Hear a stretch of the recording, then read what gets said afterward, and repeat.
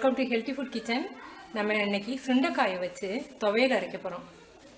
இட்லி, தோசை, தயிர் சாதத்துக்கு ரொம்ப சூப்பராக இருக்கும். உடம்புக்கு ரொம்ப நல்லது.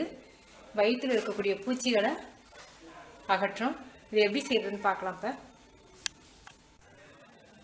இப்போ சுண்டைக்காய் துவையலுக்கு சின்ன வெங்காயம் ஒரு 15 வெங்காயம், ஒரு 2 டேபிள் ஸ்பூன் தேங்காய், புளி ஒரு சின்ன அரைநெல்லின்னு சொல்லுவாங்க இல்லையா, அந்த அளவுக்கு, கறிவேப்பிலை ஒரு கைப்பிடி அளவுக்கு, 5 மிளகாய் எடுத்திருக்கேன். ஏன்னா புளி நம்ம அதிகம் வைக்கிறோம், புளிக்கு ஏற்ற அளவுக்கு மிளகாய் இருக்கணும். 5 மிளகாய் எடுத்திருக்கேன். தாளிக்கிறதுக்கு கருப்பு உளுந்து, நான் சட்னி எல்லாத்துக்குமே கருப்பு உளுந்து தான் போடுவேன். உடம்புக்கு ரொம்ப நல்லது, குழந்தைங்களுக்கும் நல்லது. கருப்பு உளுந்து ஒரு 1.5 டேபிள் ஸ்பூன் எடுத்திருக்கேன். கடுகு கொஞ்சம், பெருங்காயம் கொஞ்சம். சுண்டைக்காயை நறுக்கி தண்ணியில் மோர் கலந்து போட்டிருக்கேன், இல்லாட்டி ரொம்ப கருத்து போயிடும். சுண்டைக்காய் வயிற்று வலிக்க நல்லது.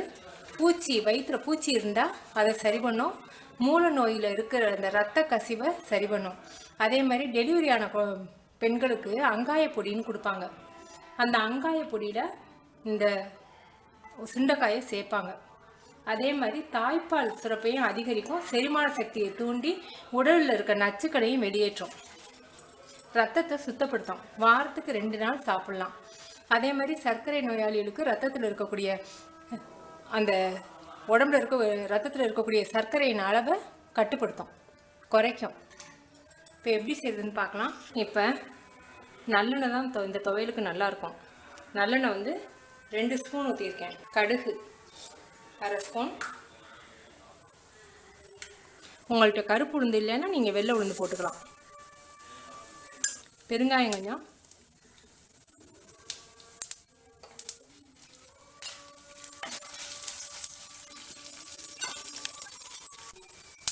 கருப்பு உளுந்து செவக்கிறது தெரியாது, கருக விட்டுறாதீங்க. வெங்காயம், புளி, இதோட சுண்டைக்காயும் சேர்த்து நல்லா வதக்கிடுவோம்.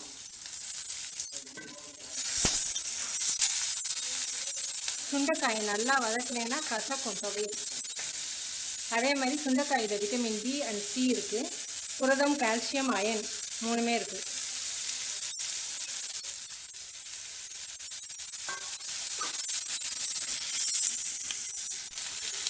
தேவையான அளவுக்கு உப்பு சேர்த்துருவோம்.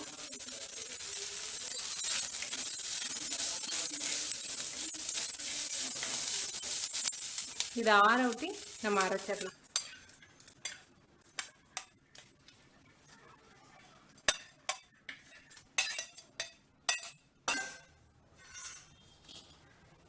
இதை அரைச்சிடலாம். துவையல் ரெடி. நான் இன்னைக்கு தயிர் சாதத்துக்கு வச்சுருக்கேன், அதனால் கெட்டியாக இருந்தால் தான் தயிர் சாதத்துக்கு நல்லாயிருக்கும். நீங்கள் இட்லி தோசைக்கு வேணும்னா கொஞ்சம் தண்ணி, நான் ஒரு 3 டேபிள் ஸ்பூன் தான் தண்ணி ஊற்றினேன். நீங்கள் இட்லி தோசைக்கு வேணும்னா ஒரு 1/2 கப்பு தண்ணி ஊற்றி நீங்கள் அரைச்சிக்கலாம். கொஞ்சம் கூட கசப்பே இல்லை, ரொம்ப ருசியாக ரொம்ப நல்லாயிருக்கு. நீங்கள் செஞ்சு பார்த்து உங்கள் கமெண்ட்ஸ் எனக்கு சொல்லுங்கள். தேங்க்யூ.